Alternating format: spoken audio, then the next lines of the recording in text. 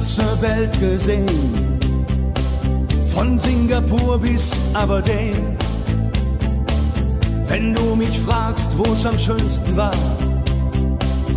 sage ich Sansibar.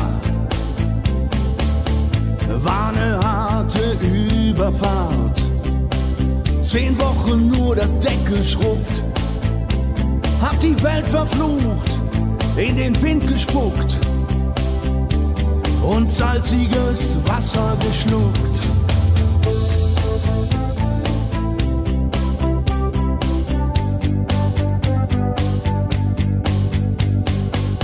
Als wir den Anker warfen, war es himmlische Ruhe und die Sonne stand senkrecht am Himmel.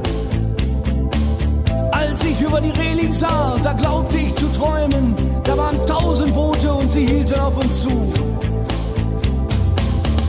In den Booten waren Männer und Frauen, ihre Leiber glänzten in der Sonne und sie sangen ein Lied, das kam mir seltsam